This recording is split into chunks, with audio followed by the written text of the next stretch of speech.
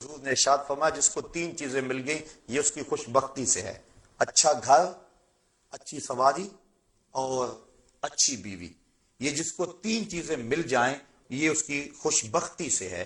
تو اچھا گھر یہ انسان کی آرزو ہے، تو ان سے پوچھو جو کرائے پہ رہتے ہیں، جب مالک مکان کہتا 8 دن کے اندر اندر گھر فارغ کرو، اور جوان بچیاں اب کدھر جائے، آگے مکان مل نہیں رہا، یہ اس سے کو پوچھے کہ وہ کس حال میں ہوتا ہے، تو اسلام نے نفی نہیں کی۔ ہاں گھر ضرورت کے لیے ہو، تفاخر کے لیے نہ ہو، احساس لوگوں کو دینے کے لیے، اپنی ٹھاٹ باٹ کا اظہار کرنے کے لیے، اس کی نفی کی۔ گنبد نما مکانوں کی تعمیر کو شریعت میں ناپسند کیا گیا، لیکن آسودگی کا گھر، ضرورت کا گھر، اس کا حساب نہیں ہوگا، لیکن جو ضرورت سے زائد ہوگا اس کا حساب ہوگا۔ تین چیزوں کا حساب نہیں ہوگا: ستر عورت کے لیے جو کپڑا پہنا جاتا ہے، دوسرا ضرورت کا مکان، اور تیسرا بھوک کے وقت کھانا اور پینا۔ ان تین چیزوں کا قیامت کے دن حساب نہیں ہوگا۔ اس کے علاوہ ثم لتسألن یومئذ عن النعیم، ہر نعمت کے بارے میں بندے سے پوچھا جائے گا اور اس سے سوال کیا جائے گا۔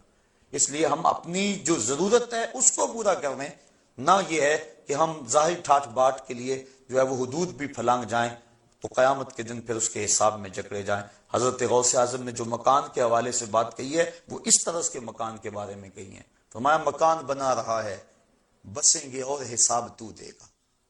تو شریعت نے جو ہے وہ مکان کی نفی نہیں کی، اس کے انداز کی نفی کی۔ حضور نے خود حجرات تعمیر کیے تھے ازواج کے لیے، لیکن وہ اتنے اونچے نہیں تھے، بلکہ زمین پہ کھڑے ہو کے ان کی چھت کو ہاتھ لگ جاتا تھا۔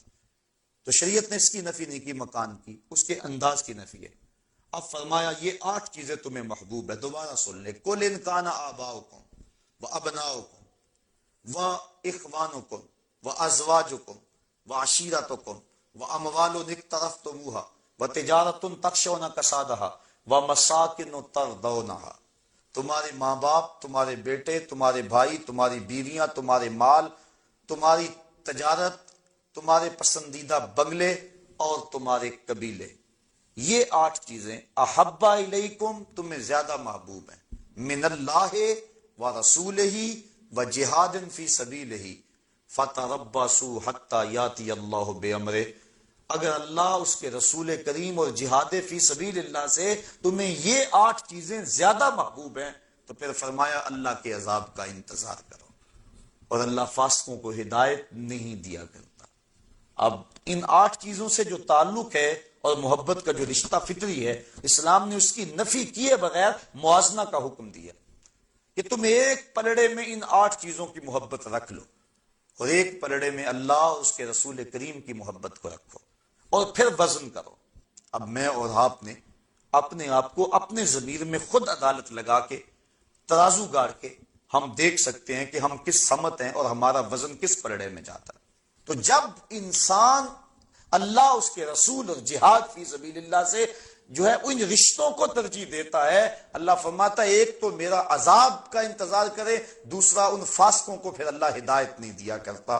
بڑے بڑے سامان ہدایت کے آ جائیں لیکن وہ اس سے عبرت نہیں لیتے، بلکہ وہ اسی طرح زندگی گزارتے رہتے ہیں۔ ہم دیکھیں کہیں ایسا تو نہیں ہے کہ ان بدلتے ہوئے حالات کے باوجود بھی ہم عبرت کی راہوں پہ نہیں آ رہے، کہیں ایسا تو نہیں کہ ہمارے یہ رشتے اللہ اس کے رسول سے کہیں محبت میں زیادہ تو نہیں ہے۔ ہم ضرور اپنے آپ کو دیکھیں، سوچیں، اس پہ تفکر کریں۔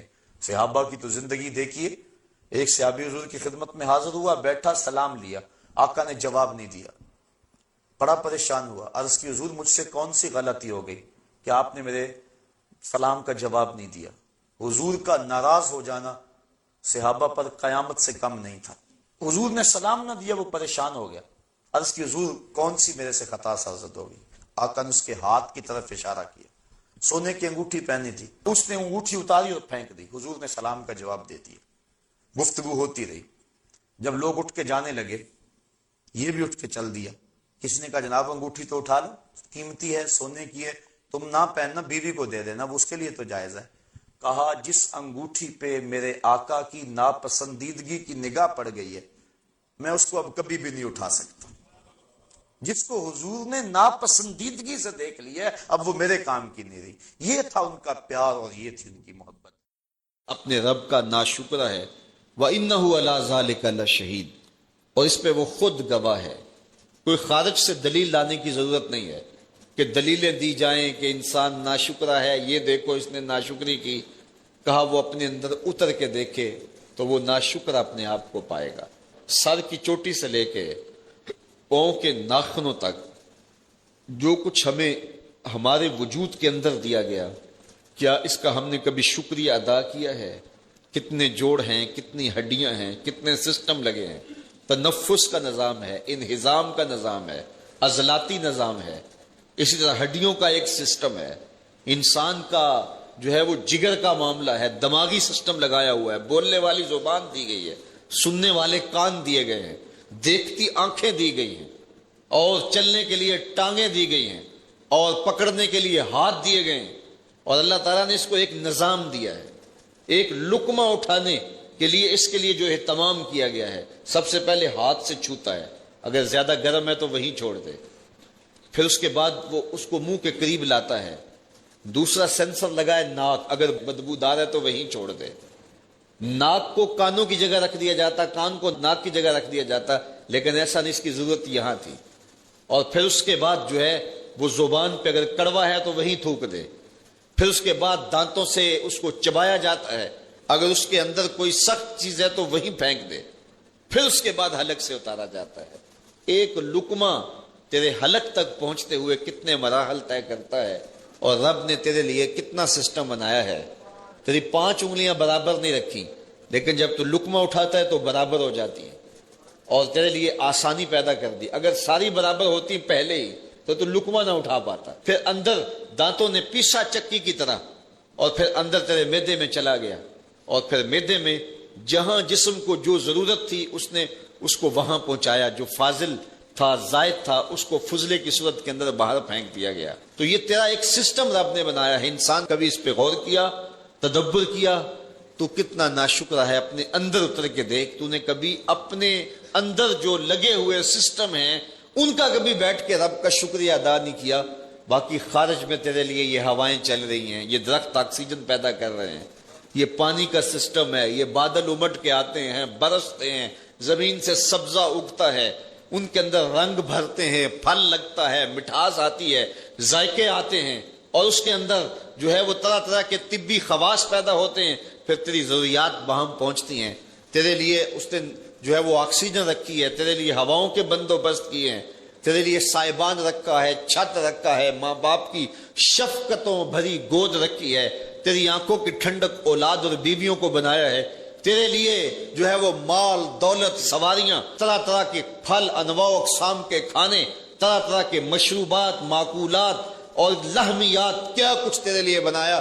انسان ذرا غور کر، تدبر کر، زمین کو بچھونا بنایا، یہ پھوٹتے جھرنے، یہ بہتی ندیاں، یہ کوسار، یہ مرغزار، یہ لالازار، یہ جوئے بار، یہ شہد کے چھتے میں تیرے لیے رس بھرتی ہوئی مکھیاں کہاں کہاں سے وہ رس نچوڑ کے تیرے لیے جمع کرتی ہیں۔ کہتے ہیں ایک چھتے پہ 1.25 لاکھ مکھی ہوتی ہے، اور وہ کہاں کہاں سے پرواز کرتی ہے، لاکھوں میلوں سفر کرتی ہے، اور وہ رس ایک ایک قطرہ، ایک ایک بوند تیرے لیے جمع کرتی ہے۔ وہ تیرے لیے غذا بھی ہے، تیرے لیے شفا بھی ہے، تیرے لیے دوا بھی ہے۔ تو نے محنت نہیں کی، کوشش نہیں کی، اس کو نچوڑ کے اپنے اندر اتار لیا۔ ذرا اس لقمے کو جس سے لذت لیا تو نے، تو ذرا غور کر کتنا کچھ تیرے رب نے عطا کیا ہے، روزانہ کتنا کچھ تجھے نصیب ہو رہا ہے۔ انسان تو اپنے رب کا ناشکرا ہے۔ وَإِنَّهُ عَلَى ذَلِكَ لَشَهِيدٌ، اس پر انسان خود گواہ ہے۔ وَإِنَّهُ لِحُبِّ الْخَيْرِ لَشَدِيدٌ، اور بے شک یہ دولت کی محبت میں بہت زیادہ سخت ہے۔ افلا يعلم اذا بؤسر ما في القبور، اس گھڑی کو یاد دلایا جب لوگ قبروں سے اٹھائے جائیں گے۔ آج کر لے جو کرنا ہے، آج کوئی پوچھنے والا نہیں ہے، لیکن وہ وقت آنے والا ہے جب تم قبروں سے اٹھاؤ جائے گا۔ تو صاحبو، قبل اس سے کہ وہ وقت آئے کوئی حجت باقی نہ رہے، مجھے اور آپ کو اس مختصر سی زندگی کا محاسبہ کرنا چاہیے۔ اللہ مجھے آپ کو اپنی رحمتوں کے حصار میں رکھے۔ حضرت عبداللہ بن بریدہ رضی اللہ تعالیٰ عنہ حضور کے پاؤں کا حسن بیان کرتے، کہتے ہیں کان رسول اللہ صلی اللہ علیہ وسلم احسن البشر قدما، کہتے ہیں جتنے سونے قدم میرے حضور کے تھے کسی کے نہیں تھے۔ جتنے سونے قدم میرے حضور کے تھے کسی کے نہیں تھے. اور حضرت انس، حضرت ابو ہریرہ اور حضرت ہند بن ابی حالہ رضی اللہ تعالی عنہم فرماتے ہیں کان النبی صلی اللہ علیہ وسلم شسن القدمین والکفین، حضور کے ہاتھوں کی ہتھیلیاں اور قدموں کی ہتھیلیاں پر گوشت تھیں. ایک صحابیہ ہیں حضرت میمونہ بنت کردم رضی اللہ تعالی عنہا، کہتی ہیں کہ میں اپنے والد کے ساتھ حضور کی خدمت میں حاضر ہوئی. جب ہم پہنچے حضور کے پاس تو آقا کریم اپنی ناکہ پہ، اپنی اونٹنی پہ تشریف فرما تھے. تو میرے والد نے آگے بڑھ کے حضور کے پاؤں پکڑ لیے. تو کہتی ہیں کہ میں نے حضور علیہ السلام کی مبارک انگلیوں کی زیارت کی.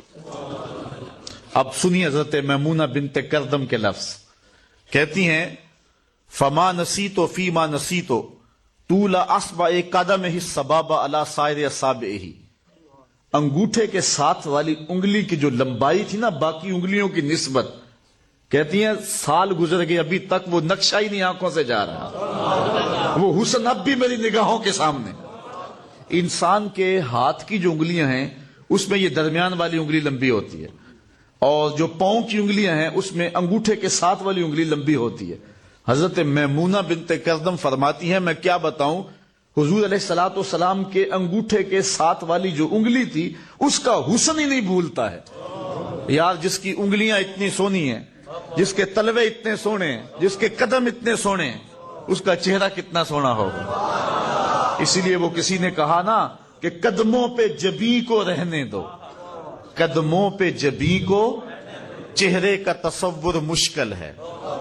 قدموں پہ جبیں کو رہنے دو، چہرے کا تصور مشکل ہے. جب چاند سے بڑھ کر ایڑی ہے رخسار کا عالم کیا ہوگا.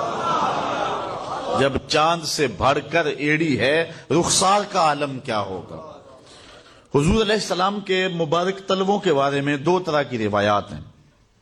اخمسان کے لفظ بھی ہیں اور لیس لہا اخمس کے لفظ بھی ہیں. اور اس کی تشریحات کے اندر علماء نے گفتگو کی ہے کہ اصل حضور علیہ السلام کبھی زور سے پاؤں رکھتے تو حضور کا پورا پاؤں جو ہے وہ زمین پہ لگتا. تو جنہوں نے اس نشان کو دیکھا انہوں نے کہا کہ حضور علیہ السلام کے مبارک تلوے برابر تھے. اور کبھی ایسا ہوتا کہ حضور علیہ السلام قدم رکھتے تو پورا قدم نہ لگاتے، اور ایسے کبھی جلدی میں حضور ہوتے. یہ ایسا ایک موقع آیا حضرت سعد بن معاذ کے انتقال کا. اس دن حضور علیہ السلام اپنی انگلیوں کے بل، پنجوں کے بل چل رہے تھے. تو صحابہ نے عرض کی حضور آج آپ پورا پاؤں نہیں لگا رہے. فرمایا مدینے میں میرے سعد کے جنازے کے لیے آنے والے فرشتوں کی بھیڑ اتنی ہے کہ پورا قدم رکھنے کی جگہ ہی نہیں مل رہی. 70,000 فرشتے حضرت سعد کے جنازے میں آئے تھے. اللہ کا عرش بھی جھوم اٹھا تھا حضرت سعد کے جنازے پہ. اللہ اکبر. تو حضور علیہ السلام اس طرح چل رہے تھے. تو کبھی حضور علیہ السلام پاؤں لگاتے اور کبھی پورا پاؤں جمتا. ویسے حضور کا طریقہ چلنے کا یہ تھا کہ پاؤں خوب جمتا تھا اور اس کا نشان جو ہے وہ زمین کے اوپر پڑ جاتا. بالخصوص اگر کوئی پتھر ہوتا اور آقا کریم علیہ السلام ننگے پاؤں ہوتے. تو حضرت ابو ہریرہ سے روایت ہے انہ صلی اللہ علیہ وسلم کان اذا مشى علی الصخر غاصت قدمہ فیہ. تو حضور علیہ السلام کے قدموں کے نشان اس کے اندر ثبت ہو جاتے. حضور علیہ السلام کے مبارک قدم کی تلیاں پر گوشت تھیں اور آقا کریم جب زمین پہ پاؤں لگاتے تو پورا قدم لگاتے. حضور نبی رحمت صلی اللہ علیہ وآلہ وسلم کے ایک صحابی حضرت ابو جحیفہ رضی اللہ تعالی عنہ فرماتے کانی انظر الی وبیس ساقیہ، میں حضور کی مبارک پنڈلیوں کی چمک اب بھی تصور میں دیکھ رہا ہوں. اعلی حضرت فرماتے ہیں ساق اصل قدم شاخ نخل کرم. حضور علیہ السلام کی پنڈلیاں کرم کے درخت کی شاخیں ہیں. ساق اصل قدم، قدم کی اصل، شاخ نخل کرم، شم راہ اصابت پہ لاکھوں سلام. کا سیاسی تغلب تھا مدینے میں اور مذہبی اجارہ دار بھی وہی تھے. جب انہیں اپنی حکومت ڈولتی ہوئی نظر آئی تو انہوں نے عبداللہ ابن سلام جو کہ پڑھا لکھا شخص تھا اس کو تیار کیا کہ تم جاؤ اور جا کے اس نبی سے جو ادعائے نبوت رکھتا ہے اس سے گفتگو کرو. تیکھے تیکھے سوال تیار کیے کہ یہ پوچھوں گا، اس کا جواب ملا تو اس پہ یہ اعتراض لگاؤں گا. اس پر جواب ملا تو اس پر یہ سوال اٹھاؤں گا. ایک روایت میں آتا ہے پورے 100 سوال خانہ ذہن میں ترتیب دیے اور اتنے سوالوں کی گٹھڑی باندھ کر حضور کی خدمت میں حاضر ہوئے، لیکن تقدیر مسکرا کے کچھ اور کہہ رہی تھی. سودا لینے کے لیے بازار گئے، ہاتھ اس کے بکے جس کے خریدار گئے. عبداللہ ابن سلام یہودیوں کا عالم پیچھے آ کے بیٹھ گیا. آقا کریم گفتگو فرماتے رہے. گفتگو کا عنوان کیا تھا؟ صلہ رحمی. جو تجھ سے تعلق توڑے تو اس سے جوڑ، جو تجھے محروم رکھے تو اس کی جھولیاں بھر دے. ہم تو کہتے اگر کوئی ایک قدم پیچھے ہٹے گا ہم 10 ہٹیں گے، یہ تو ہمارا مزاج ہے. لیکن میرے رسول نے یہ نہیں کہا. کہا کوئی ایک قدم ہٹے نہ ہٹنے دینا اس سے. میاں کہاں بھاگے گا، تجھے بھی جیت لیں گے ایک دن محبت کے زور پہ. تو عبداللہ ابن سلام یہ گفتگو سنتا رہا. آیا تھا سوال نامہ لے کر کے، ایک بھاری گٹھڑی سوالوں کی سر پہ باندھی ہوئی تھی. حضور علیہ السلام نے گفتگو کی تکمیل کی، پھر کہا عبداللہ ابن سلام آؤ کدھر آئے ہو. اب آیا تو مناظرہ کرنے تھا، لیکن گٹھڑی کھل گئی، سارے سوال تتلیوں کی طرح اڑ گئے. رومی کا لہجہ دیکھیے، اے لقائے تو جواب ہر سوال، حل شود ہر مشکلت بے کیلو کال. تیری ملاقات ہی تو سارے سوالوں کا جواب ہے. اور اقبال کہتا ہے یک نظر کر دی و آداب فنا آموختی، واں خنک روزے کے خاشا کے مرا وا سوختی. نظر کی جولانیاں نہ پوچھو، نظر حقیقت میں وہ نظر ہے، اٹھے تو بجلی پناہ مانگے، گرے تو خانہ خراب کر دے. کہا کہ حضور میں غلام بننے آیا تھا مناظرہ کرنے کے لیے. پوچھا کدھر آئے ہو؟ کہا نوکر بننے آیا. تیری تک کے ادامہ میں مرید ہو گئے. کہا میں تو نوکر بننے آیا ہوں. عبداللہ ابن سلام یہودیوں کا بڑی مہربانی، بس توجہ رکھیں. تسلسل ٹوٹتا ہے. ہمارے مقررین اور خطباء کا سٹائل یہی ہے کہ وہ آدھی تقریر خود کرتے ہیں، آدھی مجمع کرتا ہے. میں ساری خود ہی کیا کرتا ہوں، زیادہ لمبی نہیں کرتا. 3 گھنٹے میں تقریر نہیں کر سکتا، لیکن جو کروں گا وہ ساری خود ہی کروں گا. آپ کا شوق ہو تو سبحان اللہ کہہ لینا. میں یہ بھی کبھی مجبور نہیں کیا. یہ تو ڈنڈے کے زور پہ کہا جاتا نا سبحان اللہ کہو، اونچے ہاتھ کھڑے کرو. جو زیادہ اونچے کھڑے کرے گا وہ جلدی مدینے میں جائے گا. تو پھر جو ہے وہ اگر کوئی ہاتھ کھڑے نہیں کرتا تو اس کی تذلیل بھی کر دی جاتی ہے. لیکن میں یہ مزاج نہیں رکھتا ہوں، اور نہ حضور کی شریعت میں یہ مزاج دیکھا ہے. یار تیرے میں بات ہوگی تو لوگ خود ہی بول پڑیں گے نا. ایسا کیسے ہو سکتا ہے؟ شاعر کی نوا ہو کہ مغنی کا نفس، جس سے چمن افسردہ ہو وہ باد سحر کیا. جب سحر کی ہوا چلتی ہے تو پھول کھل ہی پڑتے ہیں نا. وہ پھولوں کو گدگداتی ہے اور پھول کھل کے گلاب بنتے ہیں، کلیاں کھل جاتی ہیں. تو جب محمد عربی کے نام کا قصیدہ چھڑے تو پھر کہنے کی ضرورت نہیں ہے. لبوں پر سبحان اللہ نہ بھی آئے روح مچل جاتی ہے.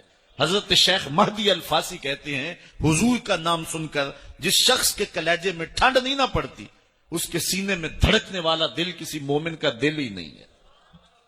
یہ پتہ نہیں کہاں سے فکر بن گئی کہ حضور کا نام لینا ہے، اس کے لیے بھی دلیل لاؤ، محفل نعت کے لیے بھی دلیل لاؤ، میلاد رسول کے لیے دلیل لاؤ. میں کہتا ہوں یار کا نام لینے کے لیے عاشق کو کسی دلیل کی ضرورت ہوتی؟ کبھی ایسا ہوا ہے کہ پھولوں کا ذکر چھڑا ہو اور بلبل کہے لکھا کہاں ہے؟ بات شمع کی ہو رہی ہو اور پروانہ دلیلیں ڈھونڈ رہا ہو. اور یہ بھی ممکن نہیں کہ بات سرکار مدینہ کی ہو رہی ہو اور امتی کو کسی دلیل کی ضرورت ہو. محب کے لیے اس سے بڑا سرمایہ کوئی نہیں کوئی اس کے محبوب کا ذکر چھیڑ دے. اللہ اکبر. آیت ذکر نو ما نلنا فإن ذکرہ هو المسک ما کررتہ یتذبہ. امام شافعی کہتے ہیں میرے ممدوح کی باتیں چھیڑو، میرے محبوب کا ذکر کرو. میرے ممدوح کا تذکرہ ایسی کستوری ہے جب تم چھیڑو گے خوشبو پھیلتی چلی جائے گی. اندر بوٹی مشک مچایا اتے جان پھلڑتے آئی ہو. بے چین روحیں ہو جائیں گی اور عجیب کیفیت پیدا ہو جائے گی جب کسی کے لبوں پہ نام محمد کا ترانہ آئے گا. ادیب سارے اہل علم آخر میں ہاتھ جوڑ کے کہتے ہیں تیرے اوصاف کا ایک باب بھی پورا نہ ہوا، زندگیاں ختم ہوئی اور قلم ٹوٹ گئے. وہ تو اتنی شانوں کا مالک ہے، کوئی حد ہے ان کے عروج کی؟ بلغل اولاب کمال ہی. لوگ تو پہنچ نہیں سکتے ان عظمتوں کو، ان رفتوں تک کسی کی پرواز نہیں ہو سکتی.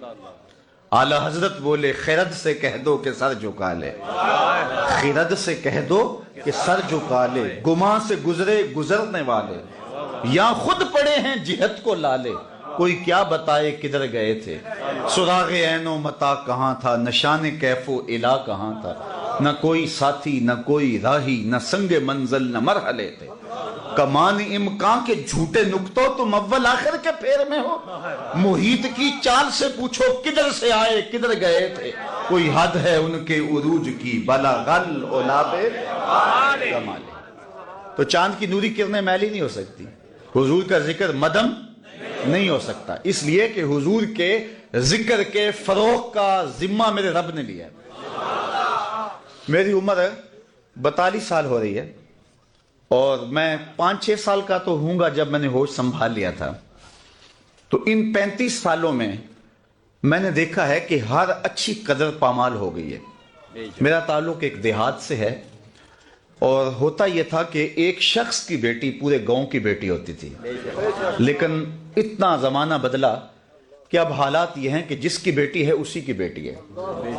تو آپ نے جو کم از کم میری عمر کے لوگ ہیں انہوں نے دیکھا ہوگا کہ کتنی اچھی قدریں تھیں جو پامال ہو گئی ہیں، اور جو بوڑھے بزرگ ہیں وہ تو کتنی خوبصورت قدریں دیکھ چکے ہیں۔ تو آج احساس ختم ہو گیا، مروت دم توڑ گئی، بھائی چارے ٹوٹ گئے، غرض کی دنیا آ گئی، اور حیا ختم ہو گیا، غیرت ختم ہوگی، بڑوں کا احترام ختم ہو گیا۔ تو ہم نے جب سے ہوش سنبھالا ہے یہی دیکھتے آ رہے ہیں کہ اچھی قدریں زوال پذیر ہیں اور نیچے جا رہی ہیں، لیکن ایک بات ہم نے دیکھی ہے کہ ہر شے نیچے جا رہی ہے، رسول اللہ کا ذکر اوپر جا رہا ہے۔ آخر یہ کیوں ہے کہ ہر قدر تو نیچے جا رہی ہے، ہر قدر تو نیچے جا رہی ہے، لیکن رسول کریم کا ذکر اوپر جا رہا ہے؟ کیوں؟ اس لیے کہ اچھی قدروں کو بحال رکھنا یہ ہماری ذمہ داری تھی، ہم نہیں نبھا سکے تو قدریں زوال پذیر ہو گئی، اور حضور کے ذکر کا جھنڈا اونچا رکھنا یہ رب کا ذمہ کرم تھا، اس لیے اس نے اپنی ذمہ داری کو نبھایا، اور محبوب کا ذکر ہر گھڑی ہر لمحہ ہر آن اونچا ہوتا چلا جا رہا ہے، اور یہ ذکر کبھی رکے گا۔ وَرَفَعْنَا لَكَ ذِكْرَكَ کا سایہ رب نے محبوب کے سر کے اوپر تان دیا، اور کبھی بھی یہ ذکر کم ہو سکتا جدا ذکر خدا بلند کرے کیڑا جمعہ اس نو بند کرے، اس ذکر دا حافظ آپ خدا، پڑھو لا الہ۔ بڑا دکھ ہوتا ہے کہ جب حضور کے نام پر لوگ خرافات کرتے ہیں۔ میلاد کے نام پہ اب لوگ بھنگڑے ڈال رہے ہیں، ڈھول ڈمکے کر رہے ہیں، باجے گاجے سے جلوس نکال رہے ہیں۔ رسول اللہ نے جن چیزوں سے منع کیا ہے وہی چیزیں رسول اللہ صلی اللہ علیہ وسلم کے میلاد پہ ہو رہی ہیں۔ جی یہ میلاد کی خوشی میں کر رہے ہیں، میاں حضور کو خوشی کیسے نصیب ہوگی جس چیز سے حضور نے منع کیا؟ ہوا اس طرح ہے کہ یہ جلوس، یہ جلسے ان لوگوں کے ہاتھوں میں آگے ہیں جو غیر عالم ہیں، اور وہ اپنی مرضی سے پھر ان کو جس طرح مرتب اور منظم کر لیں۔ تو کم از کم علماء کی قیادت میں جلوس نکلنے چاہیے، اور جو وہ بتائیں اس کے مطابق لوگ عمل کریں۔ اس کی فنڈنگ کا بھی طریقہ جو ہے وہ خوبصورت ہونا چاہیے۔ آپ مخیر حضرات سے، اہل محبت سے فنڈنگ کریں، اور یہ خوشی کے سودے ہیں، ہمارے اوپر واجب نہیں ہے کہ ہم نے اتنا زیادہ ہی کرنا ہے، جتنا ہو سکتا ہے آپ سے اتنا کر لو۔ یہ گلیوں کے اندر رسیاں باندھ کر کے ناکے لگا لینا، اور پھر اگر کوئی نہ دے تو اس کو ملامت کرنا، اور جو ہے وہ اس کی تذلیل کرنا، تو یہ کہاں لکھا ہے؟ کیا یہ رسول کریم کی تعلیمات ہیں؟ یہ خود ساختہ مزاج ہے قوم کا۔ تو خدا را اس پہ غور کریں، اس پہ تدبر کریں، اور اپنی محافل کو بھی اس موسم میں مرتب کریں، مجالس کو بھی مرتب کریں، اور جلوس جو گلی گلی نکلیں گے ان کو بھی مرتب کریں، ان کو بھی منظم کریں، اور درود و سلام کے ماحول میں حضور کا میلاد منائیں۔ ہم جب چھوٹے ہوتے تھے تو ہم دیکھتے تھے کہ جلوس کے ساتھ لوگ درود پڑھ رہے ہوتے تھے اور رو رہے ہوتے تھے۔ اب جو ہے وہ مزاج لوگوں کا آہستہ آہستہ بدل رہا ہے، مرور زمانہ کے ساتھ بہت کچھ بدل گیا ہے۔ تو کم از کم یہ روحانی اجتماعات، ان کو تو اپنی اصلی روح کے ساتھ منعقد ہونا چاہیے۔ میلاد کے موسم میں کوشش کریں کہ ہماری ہمسائیگی میں، ہمارے رشتہ داروں میں کوئی بے نماز نہ رہے، تاکہ جو ہے وہ حضور کے میلاد کے صدقے حضور جو تحفہ لے کر آئے ہیں وہ تحفہ آپ لوگوں تک پہنچائیں۔ میں ایک بات کہا کرتا ہوں، یہ جو میلاد عربی زبان کا لفظ ہے نا، اس کو انگلش میں کیا کہتے ہیں؟ Birth day. اردو میں یوم پیدائش کہہ لیتے ہیں اور انگلش میں برتھ ڈے کہتے ہیں۔ تو کسی کی برتھ ڈے پہ جب آپ جاتے ہیں تو تحفہ لے کے جاتے ہیں یا خالی ہاتھ ہی جاتے ہیں؟ ہمیشہ تحفہ ہی لے کے جاتے ہیں نا۔ اور تحفہ کون سا لے کے جاتے ہیں؟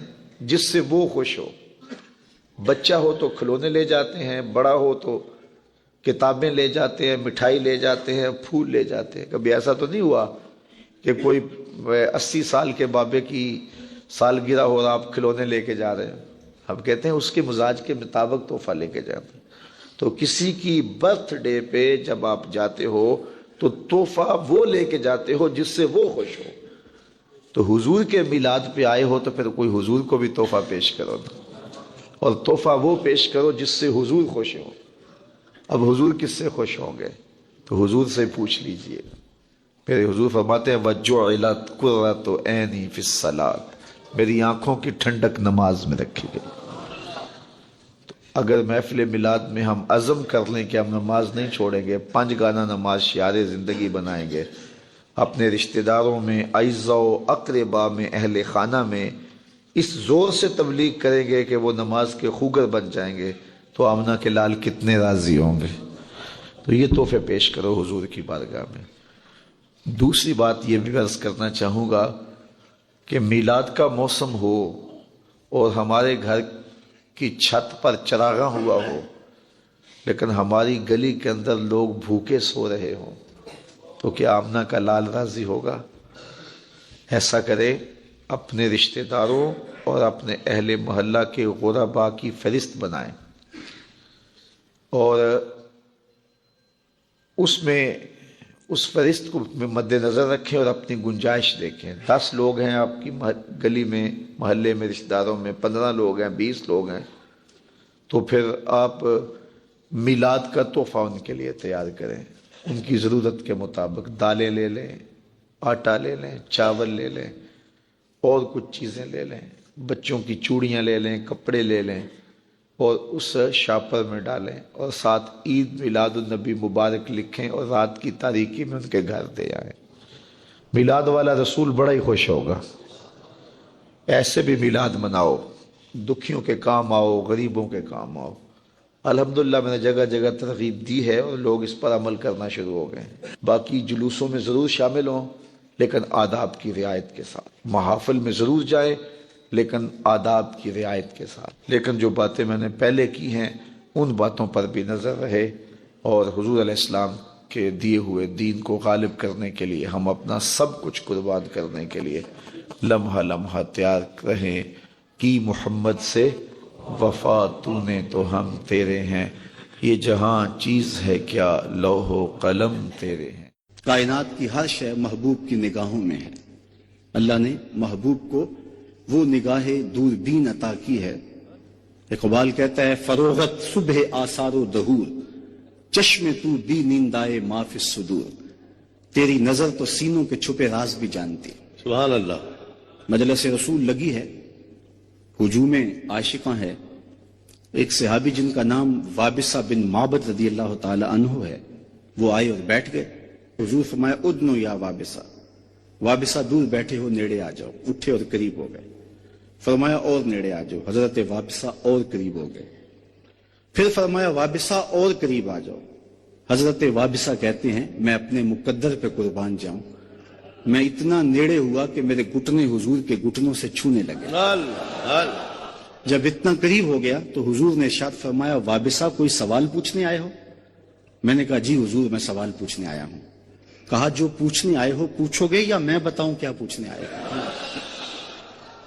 ڈٹھے ورق قرآن دے پھول سارے، تیری شان جیا نہیں کوئی ہور ڈٹھا، تیری شان دا کرے مقابلہ جڑا انہوں عاشقاں اصلی چور ڈٹھا۔ کوئی نور آکھے کوئی بشر آکھے، پیندہ رات دنے اے ہو شور ڈٹھا، اللہ والیاں گل مکا دیتی تساں ہور ڈٹھا اساں ہور ڈٹھا۔ تم نے حلیمہ کی بکریوں کے پیچھے پیچھے دیکھا ہے، سدرہ پر جبریل کے آگے آگے نہیں دیکھا؟ اور اقبال کہتا ہے تو نے یوسف کو کنویں میں دیکھا تو کیا دیکھا؟ ارے ناداں جو مطلق تھا مقید کر دیا تو نے، تو ابھی تک کنویں میں ڈھونڈ رہا ہے، وہ مصر کے تخت کا مالک بھی بنا ہوا ہے۔ تو کہا وابسہ جو پوچھنا چاہتے ہو تم پوچھو گے یا میں بتاؤں کیا پوچھنے آیا؟ عرض کی حضور اگر آپ بتا دیں پھر تو کمال ہو جائے۔